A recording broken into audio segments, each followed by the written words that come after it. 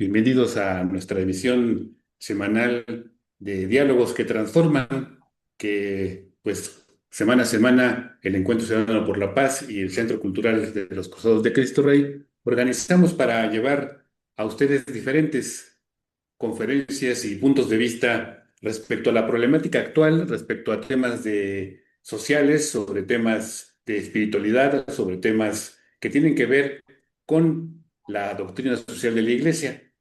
El día de hoy vamos a platicar con el doctor César Razo y también quiero aprovechar la oportunidad para hacerles una cordial invitación, pues la UBAC, la Universidad de Vasco de Quiroga, está pues ya en la promoción de las inscripciones a nuestra maestría en doctrina social cristiana y precisamente uno de nuestros brillantes estudiantes, el doctor César Razo, nos va a ayudar el día de hoy con nuestra sesión. Y pues bueno, qué mejor muestra pues cómo llevamos en la universidad esta maestría, pues es la exposición del día de hoy. Quien nos acompaña es el doctor César Razo y hablaremos de un tema por demás interesante, que es el tema de la economía, un tema que siempre está en el debate en la actualidad y de lo que hay mucho que hablar.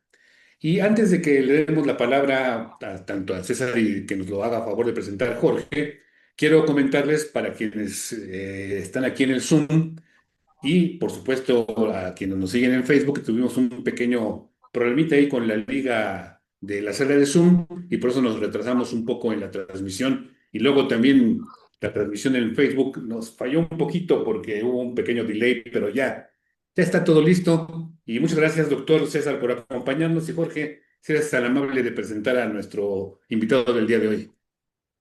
Sí, gracias, Rafa. Buenas noches, César.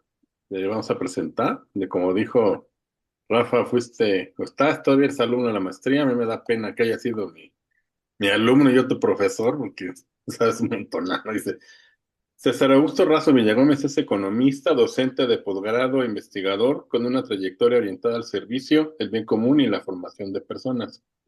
Su vocación se centra en compartir conocimiento para fortalecer capacidades humanas, institucionales y productivas, especialmente en contextos de desigualdad y rezago. Cuenta con formación sólida en economía, administración, desarrollo regional y actualmente cursa la maestría en doctrina social de la Iglesia, integrando principios como la dignidad de la persona, la solidaridad, la subsidiariedad y el destino universal de los bienes en su quehacer académico, público y social. Ha ejercido responsabilidades directivas en los sectores académico, público, privado y social, siempre con enfoque ético, de impacto social y sostenibilidad.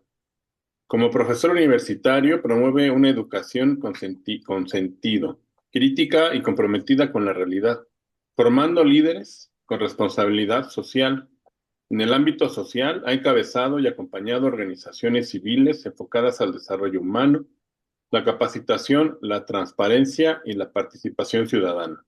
Su objeto de vida es claro: servir formando, contribuir al desarrollo integral de las personas y comunidades, y armonizar la actividad económica con la justicia social y el cuidado del entorno, en coherencia con la doctrina social de la Iglesia.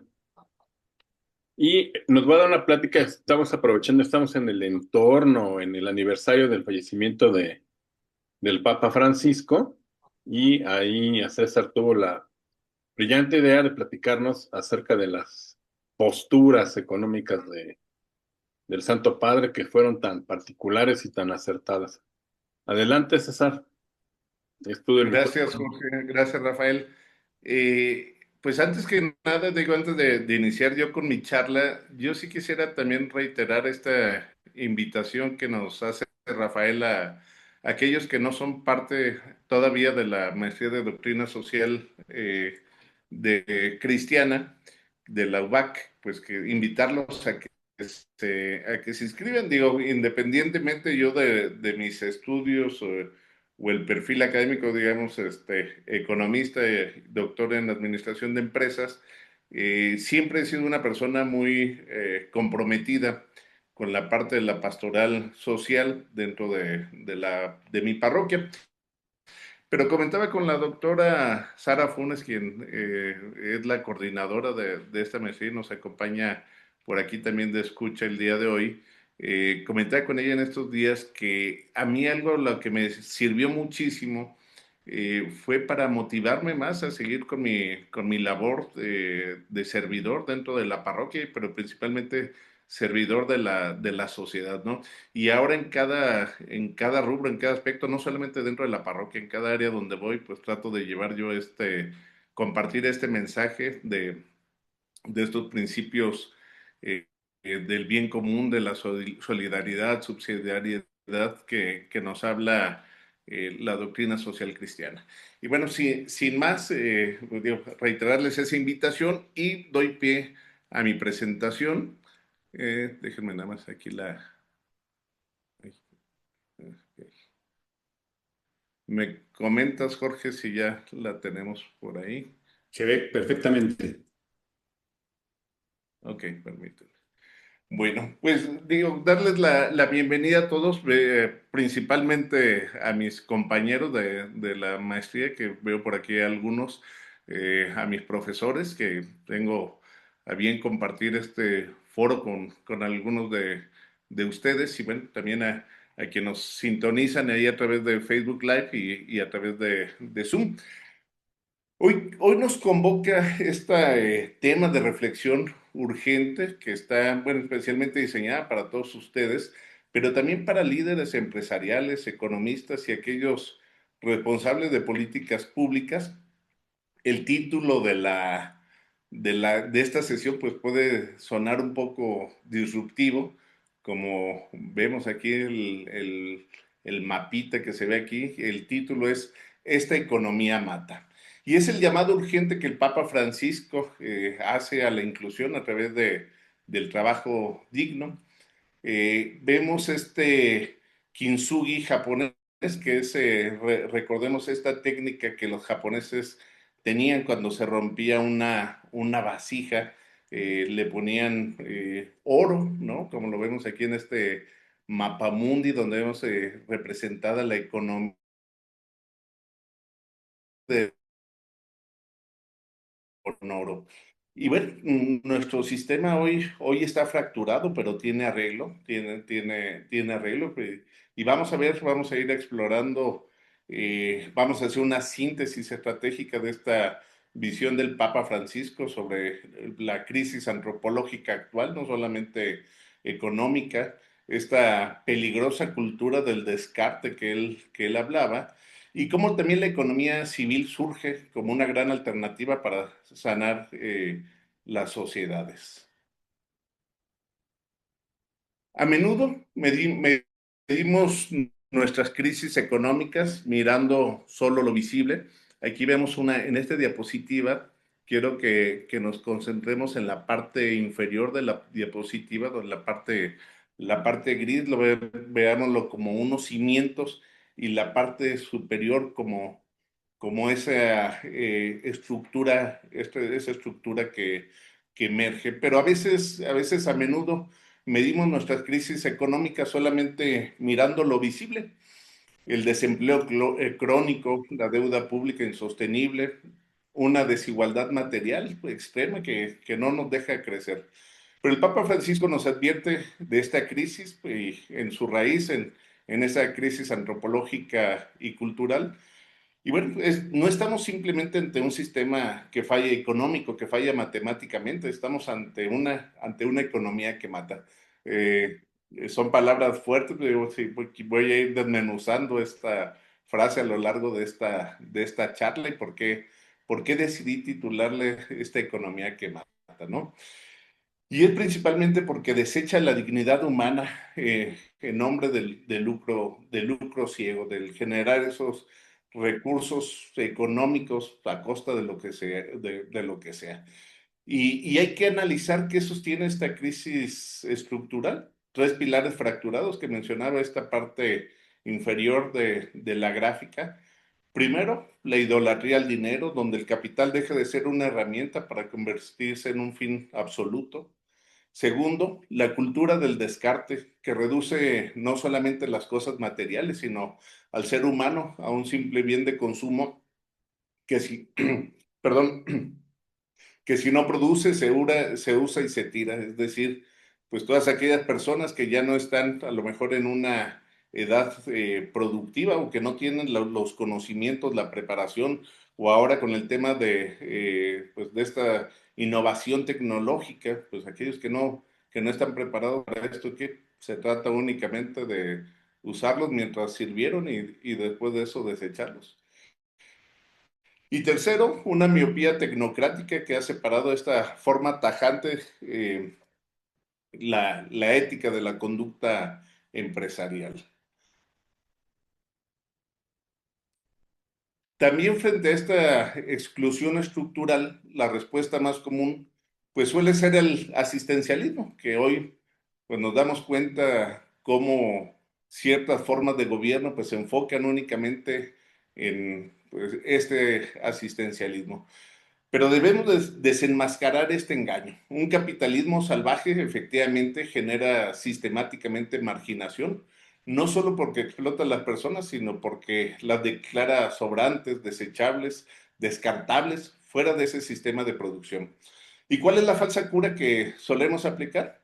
La filantropía superficial, es decir, ese asistencialismo estatal como un curita para esconder a los marginados, no como una solución, sino solamente como un curita que tiende a tapar ahí lo que no queremos que se vea.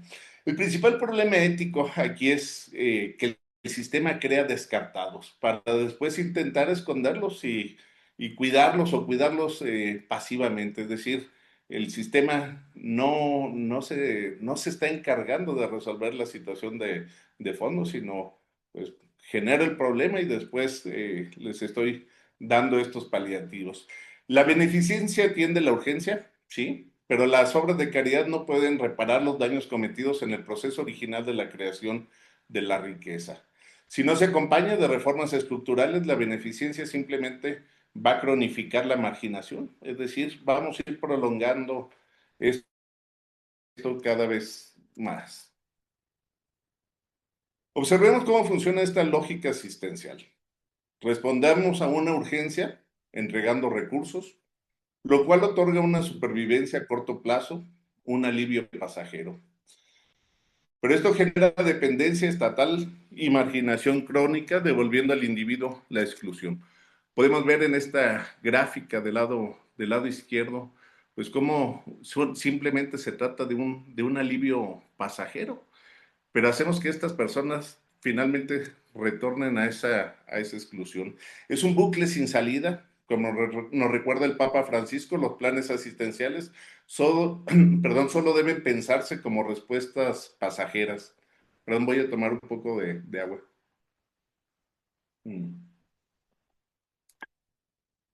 La verdadera cura exige pasar de esta espiral a la realización humana a través del trabajo digno.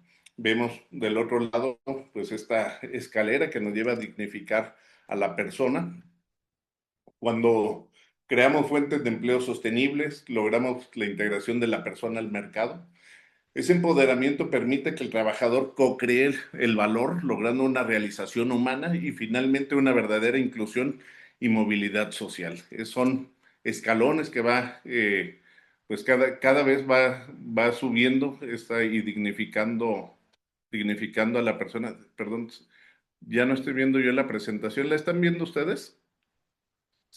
No sé si se dejó de Sí se ve, transmitir la... yo sí la veo. Sí, se ve. Ah, ok, perdón. Ok. Sí, ya me ¿Ya? regresé aquí la imagen. Permítanme. Sí, ok. Es que no se me está aquí superponiendo una imagen ok, ya. Igual así del Zoom, pero nada más, no veía yo mi propia presentación, una disculpa. Bien, vamos a ver esta gráfica donde menciono que la dignidad reside en el sujeto que actúa. Eh, Ante esta situación, pues, de esta filantropía, pues, digamos, mal entendida, mal versa, pues nos genera una complicación aún mayor. Esta dimensión subjetiva, pero tenemos que entender que el trabajo, pues, va a ser nuestra única salida. Debemos de cambiar. esa perspectiva. Normalmente evaluamos el trabajo solo desde esa dimensión objetiva, una dimensión reduccionista, y nos fijamos en la técnica, la máquina, el producto final o el salario, viendo al trabajador como un simple costo de producción o una herramienta más del engranaje. Pero la visión humanista nos exige mirar esta dimensión subjetiva, ver a la persona humana como el centro espiritual y creativo del proceso. El valor del trabajo no proviene de lo que se produce, sino de quién lo realiza. El trabajador que imprime su propia humanidad en su obra. Y aquí es muy importante que no olvidemos esta premisa. El trabajo libre, creativo, participativo y solidario en el ser humano que expresa y acrecenta a través de esa dignidad de su vida. No verlo únicamente como un medio de cambio, no como los economistas, pues vemos únicamente como los factores tradicionales de producción, ¿no? El tierra, trabajo y capital, donde este ser humano, pues simplemente nos vamos a reduccionarlo a ese factor trabajo. Tenemos que voltear a ver esa dignidad humana. Y bueno, para esto, pues podemos ver este gráfico que tenemos aquí, donde ponemos las eh, finanzas al servicio de la sociedad, pero también al servicio del ser humano. Entonces, para que haya trabajo necesitamos que el capital fluya correctamente. Digo, no estamos hablando de que estamos en contra del capital, al contrario, ni de la producción, no, claro que no. A la izquierda vemos una economía real y saludable. Aquí el libre mercado genera un valor, bienes, servicios y fuentes de empleo genuinas. Y como lo mencioné, estamos hablando de un libre mercado, no estamos hablando de una economía socialista, no estamos hablando de una economía comunista, estamos hablando simplemente de una economía civil dentro de este libre mercado, pero que sí dignifique al ser humano. Y me gusta para esto usar la metáfora de San Bernardino de Siena, donde dice que el dinero es como la sangre de la sociedad, debe circular hacia todos los órganos para mantener sano el cuerpo social.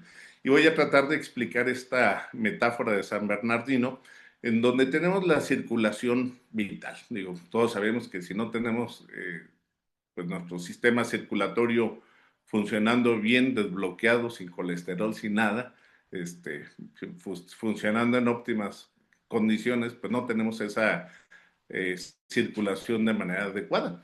De igual forma, las que la sangre circula por el cuerpo para mantenerlo vivo y sano, el dinero debe de fluir a través de la economía, el comercio, la inversión, el trabajo, para asegurar la prosperidad social.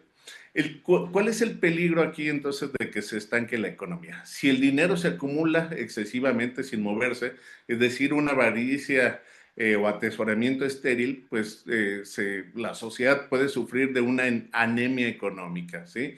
El dinero tiene que fluir, no lo podemos retener, sino estamos ahí condenados pues a un suicidio al retener estos recursos. También hablamos de una justicia y utilidad. San Bernardino no condenaba el dinero en sí, sino su uso injusto, es decir, la usura.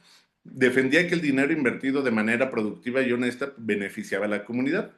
Pero ahora, a la derecha del otro lado, vemos esta sociedad que tenemos actualmente. Una especulación patológica.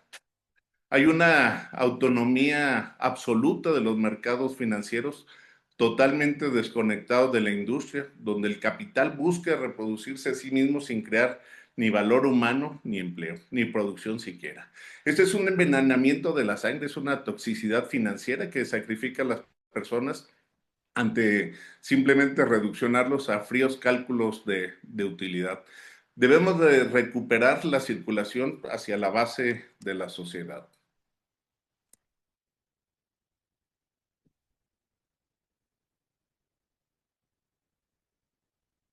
Bien.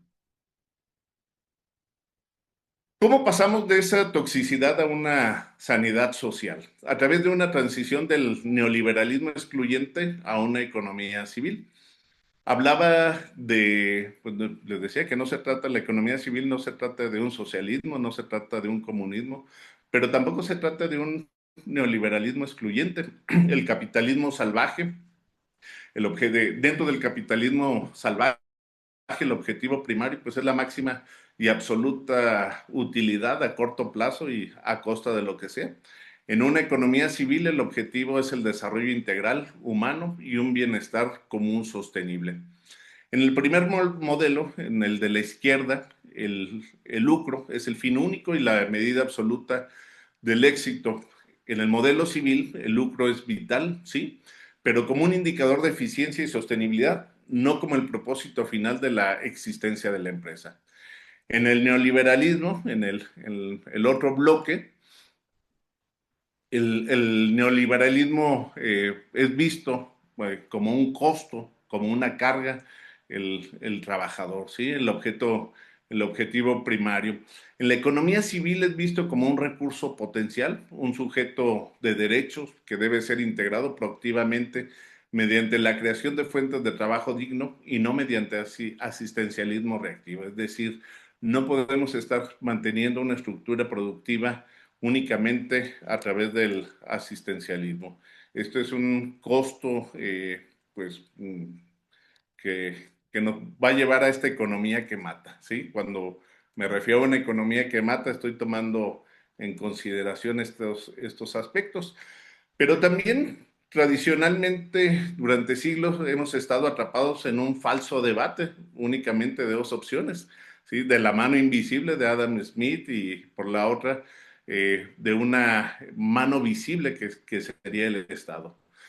Estoy proponiendo dentro de lo que hemos analizado dentro de la propia propuesta del Papa Francisco, de los autores que escriben sobre la economía civil, una, una opción, digamos, de cuatro ejes, en donde la mano invisible, la del mercado, la de la oferta y la demanda, aunque impulsa la eficiencia y la innovación, pues contra esta otra mano invisible del Estado que se supone que garantiza la equidad y la justicia legal.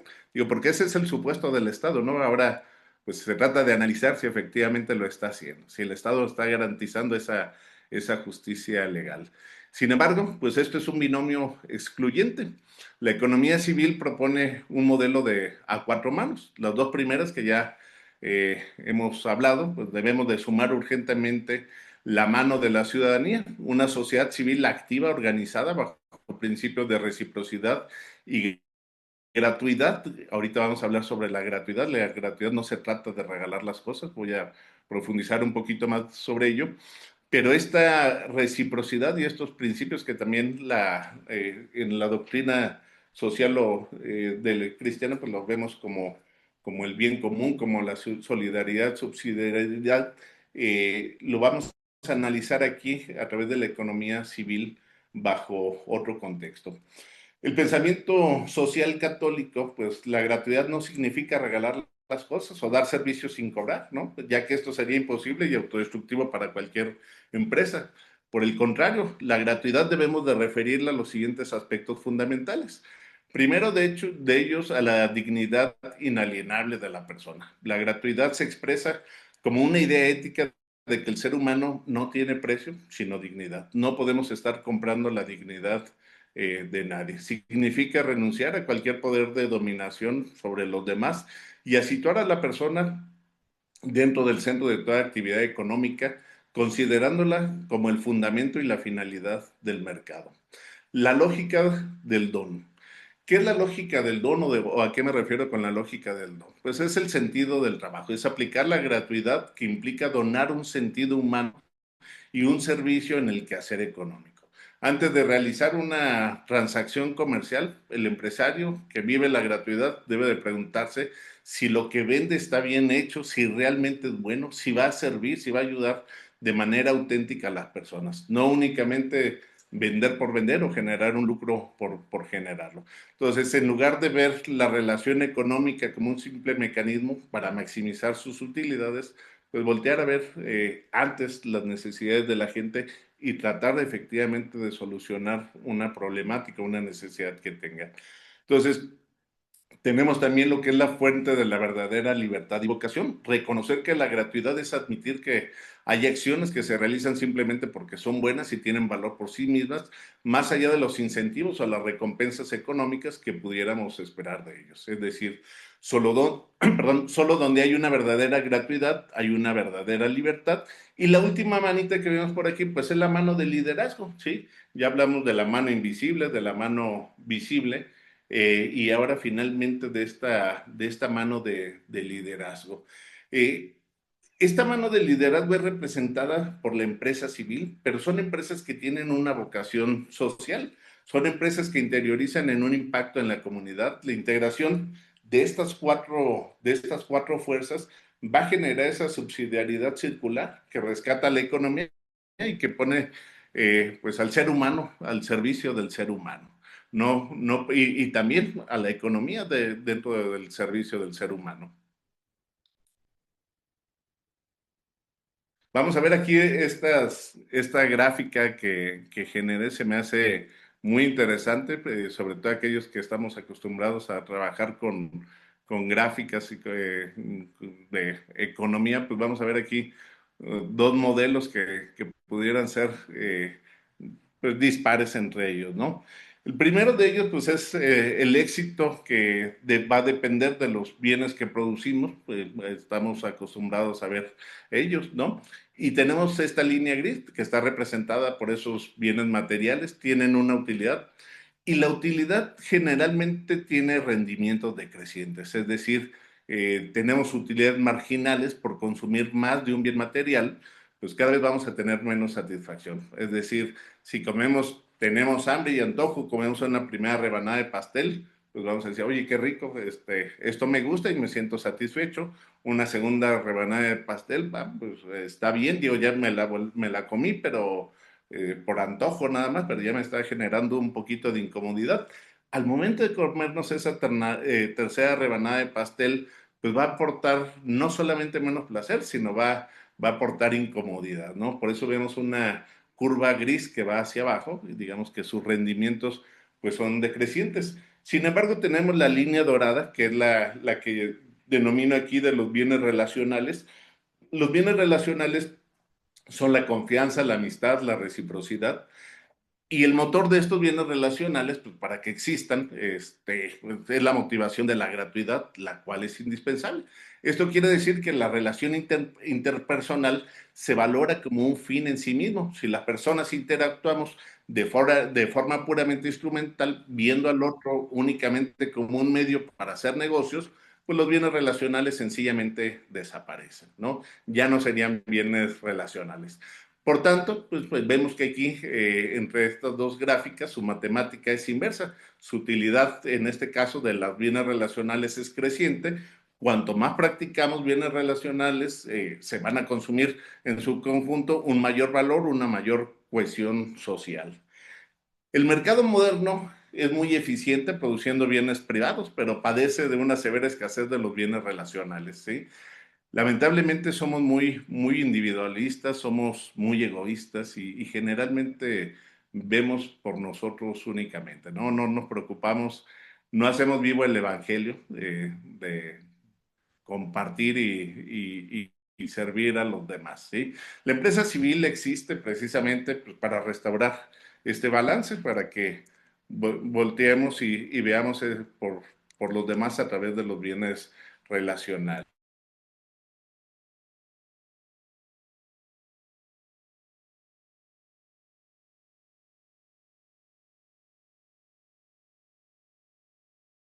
Y el capitalismo, la iglesia no va a condenar al mercado, no, al contrario, lo va a exaltar, sí, le va a exaltar esa iniciativa privada, pues cuando está ordenada hacia el bien común. El verdadero valor y éxito de un líder no va a radicar en cuántas utilidades acumulas, sino en la capacidad de crear una riqueza genuina e invertir en las personas. Las empresas no son simples hojas de cálculos, las empresas son comunidades de personas. Debemos de aprender a voltear a ver hacia las necesidades de nuestro recurso humano. Y aquí el Papa Francisco lo define magistralmente y lo citó en el Laudato Si, mencionando, la actividad empresarial es una noble vocación orientada a producir riqueza y a mejorar el mundo, sobre todo si entiende que la creación de puestos de trabajo es parte ineludible de su servicio. Qué gran responsabilidad, ¿verdad? Qué gran responsabilidad nos dejó el Papa Francisco en esto y qué privilegio tenemos frente a nosotros. El tema es que lo vivamos, ¿no? Y la clave de esta visión, pues es tener una noble vocación. La empresa está llamada a producir riqueza para mejorar al mundo, pero también para hacer los bienes accesibles a todos. El servicio es ineludible, la creación de puestos de trabajo es esencial, entendida como la participación de la obra creadora de Dios. Algo que me encanta también de los mensajes que nos dejó el Papa Francisco, aquellos, ahora digo, veía por aquí al padre Miguel Funes presente y recordaremos que los evangelios de estos días iban relacionadas hacia el buen pastor, ¿no? Y en ese sentido decía que el buen pastor era aquel que se acercaba a sus ovejas, convivía con ellas y olía a ovejas. Pero también sobre el trabajo, también eso decía el Papa Francisco, ¿no? Que el líder genuino pues debía de ser aquel que oliera a trabajo. El Papa nos habla sobre estas frases metafóricas para animar a los empresarios a estar cerca de los trabajadores y conocer sus realidades. Y finalmente lo que es el bien común. La empresa debe promover el desarrollo integral de la comunidad, superando la exclusión. La cita del Papa pues destaca la importancia también de una ecología integral. Recordemos que el Papa Francisco nos hacía mucho hincapié sobre el cuidado de nuestro mundo, de la ecología, de una ecología integral que equilibraba el crecimiento económico con justicia social, pero también con el cuidado de la casa común, que así nos lo hacía ver. Esto pues, lo hemos visto en varios de los mensajes de la doctrina social de la Iglesia. Ay, permítanme un ratito que se me está bien. Tenemos diferentes tipos de liderazgo, ¿sí? Eh, Creo que ya analizamos cómo podemos ser líderes que volteamos a ver a nuestra gente, ¿no? Y a la luz de lo que habíamos analizado anteriormente, pues cada uno de nosotros debemos de preguntarnos qué tipo de liderazgo ejercemos, si extraemos un valor o creamos dignidad, es decir, si somos especuladores únicamente y buscamos explotar a nuestros trabajadores, a nuestros colaboradores, y este especulador está motivado centralmente por una utilidad a corto plazo que he mencionado ya. Trata al trabajador como un recurso explotable o sustituible, una pieza de maquinaria más para el lucro. El lucro es el único fin para el empresario que únicamente se preocupa por sí mismo y su impacto social termina extrayendo riqueza y generando una desigualdad estructural. Recordemos que este tipo de situaciones, lejos de crear un crecimiento, lo que generan es una desigualdad estructural. Y bueno, por el contrario, el empresario civil ejecuta un proyecto de vida enfocado en el bien común, es decir, trata a sus colaboradores como sujetos con vocación, promoviendo su creatividad y empoderamiento. Para él, para el empresario civil, el lucro es un medio para servir a la sociedad y su impacto principal es generar externalidades positivas y construir un capital social. Y este capital social se puede lograr precisamente a través del sector productivo, de hacer pues rodar este engranaje, ¿no? Este engranaje que vemos aquí, donde el empresario civil no se queda en la teoría, aplica lo que llamamos una innovación inclusiva, transformando lo que la economía tradicional ve como un costo, es decir, los marginados, ¿sí? No deja de ver a este costo como un recurso, deja de marginarlos y los trae a sí mismos, ¿no? Cuando esta innovación, cuando la integración y la dignidad se unen como engranaje, logramos un crecimiento verdaderamente sostenible. ¿Cómo se hace esto? Bueno, pues a través de tres estrategias clave. Primero, el rechazo a la caridad condescendiente. No nos limitamos a donar los excedentes, modificamos nuestra cadena de valor para incluir a los excluidos. Segundo, democratizando el acceso a las herramientas de producción, no solo regalando bienes de consumo. Y tercero, mediante una inclusión laboral estratégica, entendiendo que contratar a personas vulnerables no es filantropía, sino es una ventaja que enriquece nuestra cultura organizacional. La verdadera inclusión ocurre entonces cuando el marginado pasa de ser un sujeto de asistencia a un co-creador de riqueza. El ecosistema restaurado. Vamos a platicar un poquito sobre este ecosistema restaurado. Si aplicamos estos tres principios, el ecosistema se restaura en torno a estos tres pilares fundamentales. Hay que unir la eficiencia, la equidad y la reciprocidad. Necesitamos al mercado para asegurar la eficiencia técnica y la creación de riqueza. Es decir, tenemos que producir sin desperdicios y sin dañar tampoco esta casa común. Necesitamos al Estado también, sí, no podemos funcionar sin un Estado. Las leyes, necesitamos estas leyes para garantizar la equidad y la justicia distributiva y también proteger los derechos inalienables de los más vulnerables. Pero principalmente y sobre todo necesitamos a la sociedad y necesitamos a esta empresa civil para infundir el principio de reciprocidad, inyectando gratuidad, confianza y bienes relacionales en todo este intercambio comercial, recordando siempre que el ser humano pues, no tiene precio, tiene una dignidad. El centro de todo esto pues actúa el humanismo cristiano, subordinado a la eficiencia técnica, la equidad social e impulsada por el amor a nuestros semejantes. Y bueno, yo con esto concluyo esta presentación. Espero que haya sido de su agrado y muchas gracias.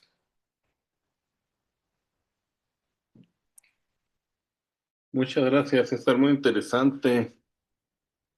Aquí Gracias, Jorge. hacemos la dinámica de siempre. Si hay preguntas, les pedimos Adelante, que levanten la manita, por favor, para adelante. preguntar. Yo no sé si sea posible, a mí me gustaría que abundaras en el tema si se puede, ¿no? Estuviste hablando del empresario civil, de muchas cuestiones de economía civil. ¿Nos podrías explicar un poquito más qué es esto? Sí, sí, Jorge. Pues voy a irme a las diapositivas que nos hablan un poquito más al respecto. Déjamelo.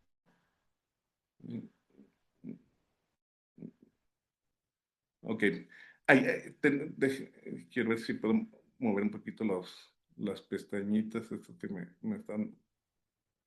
Ok. Listo, me tapaban los iconitos de las cámaras. Bien. Vamos a analizar esta diapositiva que tengo por aquí. Yo les decía, y nos lo menciona también el catolicismo, el cristianismo, pues no está peleado con la empresa, ¿no? No está peleado con el capitalismo, pero no con un capitalismo salvaje, ¿sí? No podemos reduccionar al ser humano a ser simplemente un intercambio o nada más. Digo, tú eres, creo eres también economista, Jorge, si no me equivoco. Y bueno, pues digo, todos hemos en algún momento estudiado algunos principios de economía. Cuando vemos al ser humano como un factor de capital únicamente y no vemos esa dignidad humana y vemos únicamente un rol de lucro, donde el único fin que va a medir el éxito, pues es esa capacidad de generar ingresos, ¿no? De reducción a ese factor de intercambio. Entonces vemos por el otro lado, pues la economía civil, donde el objetivo primario y en lo cual me estoy enfocando, pues es precisamente a un desarrollo integral del ser humano, a un bienestar también de esta casa común. Digo, no podemos dejar de desatender nuestra casa común a través de políticas de impacto sustentable que sigamos cuidando y preservando los recursos para generaciones futuras. Y el rol de lucro, pues es un indicador de eficiencia y sostenibilidad, pero no es el propósito final. Digo, obviamente una empresa que no genere utilidades, pues no va a subsistir. O sea, es importante que se generen utilidades, pero no a costa del propio ser humano. Eh, Tenemos un recurso potencial y un sujeto de derechos que pues debe de ser integrado. No podemos dejar en esas periferias al trabajador, ¿no? Debemos de incluirlo, debemos de crear fuentes de trabajo que sean dignas para los demás. Y mencionaba aquí en la siguiente gráfica también que no nos podemos únicamente limitar a la mano invisible de los factores de producción, de la oferta y la demanda, y a una mano o a una mano visible de un Estado intervencionista, ¿no? Requerimos la mano de la ciudadanía, pues una ciudadanía activa. Aquí un tema principal en esto es, creo que debemos de luchar cada uno de nosotros, Jorge y compañeros, contra ese individualismo, el hecho de no estamos en una ley de donde va a sobrevivir únicamente aquel que sea el más apto, ¿no? Yo creo que hemos de aprender a enseñar, a capacitar, a generar también los recursos productivos para aquellos que se encuentran hoy al margen. Definitivamente, pues una persona que no tiene oportunidades de escuela, de salud, de alimentación, pues sí va a ser una persona que va a estar en desventaja. Pero también ahí es donde debemos de aplicar los principios de la doctrina social cristiana de subsidiariedad principalmente y solidaridad para pues acompañarlos, pero no estarlos también cargando toda la vida arriba de nosotros. Muchas gracias, Jorge. Excelente, César, excelente Gracias, aclaración. Rafael. Creo que el padre Pedro Miguel quería tomar la palabra, ya tiene el micrófono abierto. ¿Qué tal? ¿Sí se oye? Sí, muy Adelante, bien. padre. ¿Sí se oye? Sí, perfectamente. Ah, muy bien. Déjame bajarle mi volumen, que en cambio el mío está muy fuerte. Bueno, pues felicidades como siempre de la exposición, muy atinada, muy pues buena, digamos, ¿no? Aparte. Yo lo que quería comentar es esto. Se habla mucho actualmente del neoliberalismo y se hacen las críticas sobre el mismo con una cierta forma que creo yo tiene bastantes puntos correctos, ¿no? Porque, digamos, si pensamos en esto como una derivación de lo que siempre ha criticado la Iglesia sobre el capitalismo, pues ya se entiende, ¿no? Ahora, eso es una parte, pero también es cierto que también tradicionalmente la Iglesia ha señalado que el socialismo tampoco es aceptable. Entonces, si lo vemos desde el punto de vista jurídico, casi no hay ningún estado, sí los hay en ciertos lugares donde la situación se ha vuelto, pues, muy grave, terrible, ¿no? Que estados donde no tengan los trabajadores, por ejemplo, ningún derecho. Podemos decir que en algunos lugares la crisis de las cosas ha llegado a tal situación que es el Estado de Derecho ha colapsado y, bueno, pero son X o Y bien determinados, algunos así, pero bueno, si se puede señalar todos estos defectos, en cambio, del neoliberalismo, tampoco se puede decir que los países en general sean estrictamente neoliberales, en cuanto que siempre en las leyes siempre hay algún tipo de cosas para los trabajadores, pensando en eso. Y por otro lado, está también el tema de, como modelos económicos, los que critican el neoliberalismo, con lo cual, digo, a mí me parece bien que se critique, nos encontramos que proponen a veces sistemas que van más bien por el lado contrario, ¿no?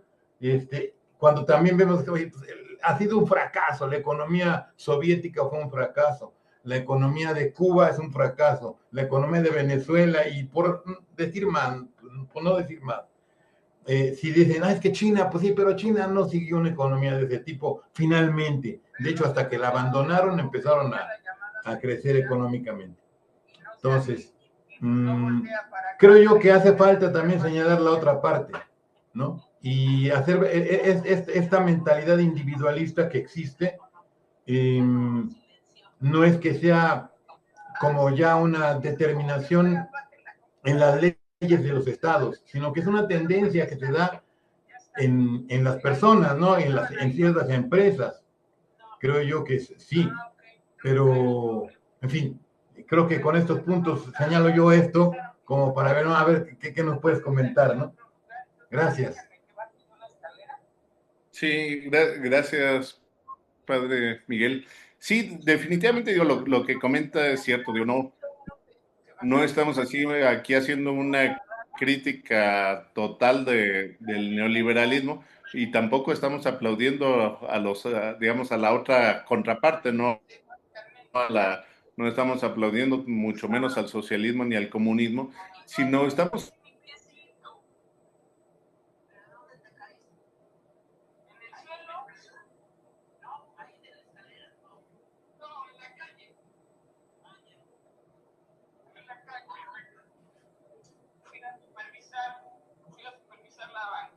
Creo que se quedó sin, Y se sin establece la ley, internet. ¿no? Ah, Porque sí, exacto. definitivamente también se requiere este Estado que va a proteger y va a legislar sobre los derechos, pero también, pues no, digo, si nos toca o estamos con la posibilidad de hacer conciencia, pues de no irnos únicamente a los salarios mínimos o a ver de qué manera explotamos a los trabajadores más con la finalidad de obtener un mayor lucro. Vemos que digo, para una persona que hablábamos de estos rendimientos decrecientes, ¿no? Una persona que está consumiendo más bienes y más bienes y más bienes o atesorando más millones y más millones y más millones, no le va a generar una mayor satisfacción, ¿no? Correcto. Definitivamente el capitalismo sigue siendo la salida adecuada. También mencioné que el asistencialismo per se, ¿no? Y sin un fin y sin un término, pues tampoco no, eso no. Y cuando me refiero a esa economía mata, me refiero más a esa parte, a esa parte de un asistencialismo que no tiene una finalidad como, digamos, de subsidiariedad, sino únicamente pues Claro. sabemos que es para generar otro tipo pues, de intereses, ¿no? Sí, sí, sí, muy bien, muy bien. Así Sí, sí, es, sí, excelente. padre. Creo que en ese tenor, el abundar en ese tema, creo que es muy importante porque al principio tú lo Sí. decías, una contraposición en la que la propuesta pues Ujú, es como que no caer en ella, ¿no? Sino hacer un ujú, planteamiento no una tercera vía, porque tampoco se constituye como una tercera vía, pero sí como una opción desde el humanismo, pues que construya una economía más cercana al ser humano, ¿no? una opción de reflexión únicamente, ¿no? Digo que realmente construir una tercera vía pues sería muy Sí, complicado, no, ¿no? no, no. O sea, por eso Siempre digo, va a no se haber trata de crítica de eso, un no modelo, se ¿no? trata de eso. O sea, no estamos en Ujú, eso, simplemente así. es unas Ujú. reflexiones, ¿no? Oye, y aprovechando que tomé la palabra, yo tenía una pregunta que a mí me parece que es una de las preguntas clave en torno de la empresa y de la economía en su conjunto. Porque como bien se apuntaba ahorita del tema del individualismo, uno de los factores que ha logrado tener, pues, que la economía actual adquiera un enorme dinamismo es la competencia. O sea, ese afán individualista también ha generado que, vamos a pensar en el tema voy a poner un ejemplo que está muy de moda, la inteligencia artificial. O sea, el afán de prevalecer, de tener más ganancias y de ir al frente, pues ha llevado cada vez más a encontrar pues un desarrollo mayor. Pero eso lo vemos desde los telares del siglo XVIII. O sea, la competencia, el individualismo es lo que ha generado pues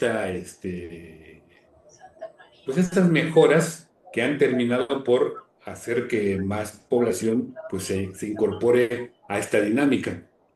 En esta visión de la economía civil que tú planteas, ¿cómo se incorporaría este aspecto de la necesaria competencia para la mejora de los procesos productivos y las mejoras tecnológicas? Fíjate que los principios de economía más recientes,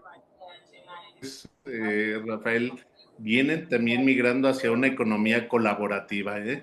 Ya estos principios de competitividad se están quedando a un lado y lo vemos en la integración de bloques económicos, lo vemos, y aun cuando en este momento, pues a lo mejor el presidente del país del norte busque cerrar sus fronteras, estamos viendo que siguen buscando pues los países integrarse en economías, en bloques económicos, es decir, en economías colaborativas, y de la misma forma muchas de las empresas. Entonces, hoy estamos migrando también de un enfoque individualista a un enfoque colaborativo.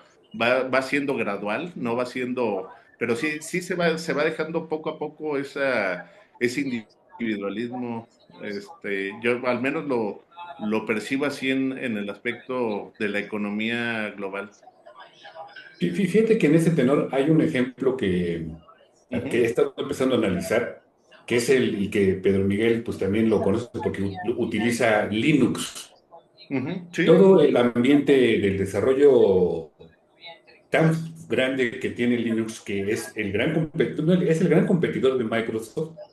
Fíjate que es el resultado precisamente de una comunidad son ya casi más de 1 millón de personas que colaboran para ir perfeccionando el sistema operativo, el kernel de Linux y sí, todo lo que tiene alrededor, y han logrado a través, fíjate, de esa metodología colaborativa, pues en muchos aspectos ser superiores a Microsoft y en otros aspectos ser una competencia, pues, muy fuerte. O sea, de hecho, por ejemplo, esa transmisión que estamos haciendo a Facebook, la estamos haciendo sobre así, un ambiente Linux, ¿no? así. Bueno, entonces, que ese es un buen ejemplo de cómo la colaboración también puede dar resultados positivos en la mejora tecnológica, ¿no? Todo el teletrabajo, la telemedicina, digo, la investigación, ¿no? Digo, se basa actualmente en un trabajo colaborativo. El desarrollo de tecnologías está basado en trabajos colaborativos. Entonces, sí, yo espero que poco a poco vaya migrando más la economía competitiva. Yo, de hecho, te voy a ser honesto, ¿eh?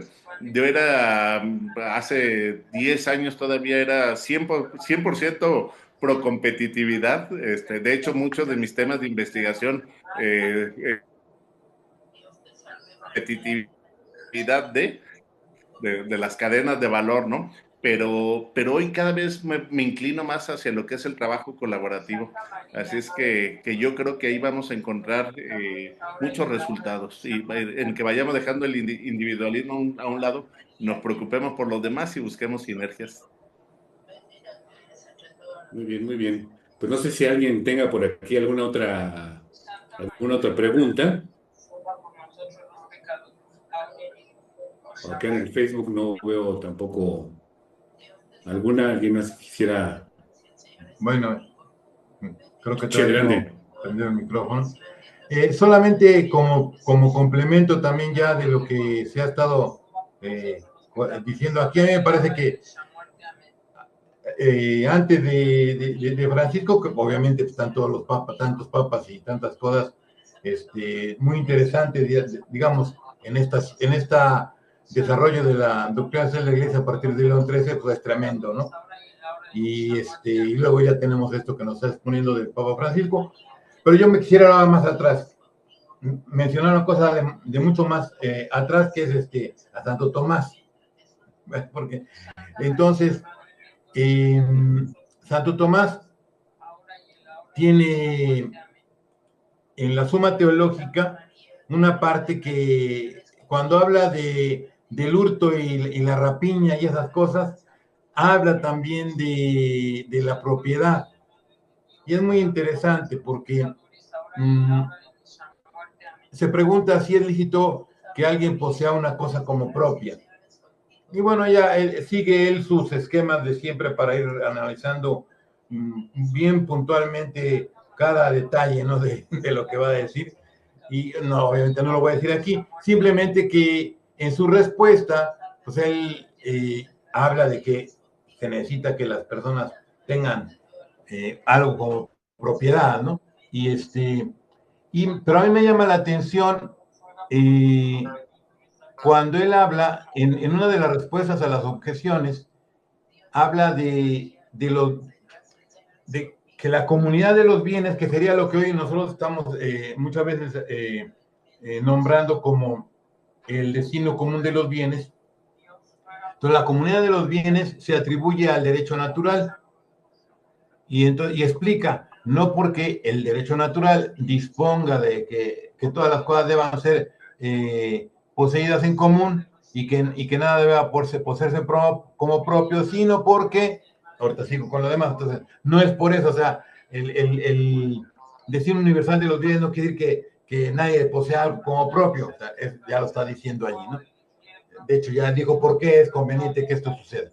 Ahora dice, sino porque la distinción de posesiones no es según el derecho natural, sino según la convención humana, lo cual pertenece al derecho positivo. Y si lo traducimos un poquito para nuestra forma quizá de verlas todas, significa que la forma ya específica y con todas las determinaciones que va a tener la propiedad privada, y yo lo extendería a la economía, pues depende de las leyes. O sea, entonces, yo creo que las circunstancias de tiempo, de lugar, de cultura, que va a haber en diferentes lugares, en diferentes países, y hasta dentro de en un país grande como México, pues igual también con tantas diferentes, va a necesitar normativas que no van a ser iguales exactamente de un lado a otro, ¿no? Entonces, como la ideología, una u otra que se proponen, así como que son los modelos únicos posibles de la economía, pues no existe. O sea, no, están errando precisamente porque además algo perfecto nunca lo vamos a tener. Ya encontré la economía perfecta. No creo que eso exista. Entonces, bueno, nada más quería yo añadir esto. Y también hay una, me parece que es en el 6 del 80º Annus, donde el Papa hace mención también de diferentes formas de propiedad. Pero en fin, ya, ahí lo dejamos. Nomás era para decir, miren, también Santo Tomás ya hablaba de esos temas. Ok. Gracias, padre. Muy interesante este planteamiento. También es un tema de mucha discusión. Muy bien, pues creo que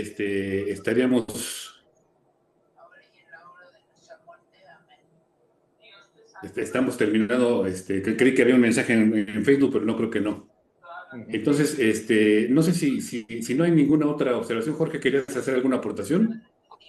No, nada más agradecer. Digo, ha estado por demás interesante. Y también las láminas muy bien planeadas y presentadas. Algo bien que a ver si luego nos platicas cómo lo hiciste. Y pues muy bien en general.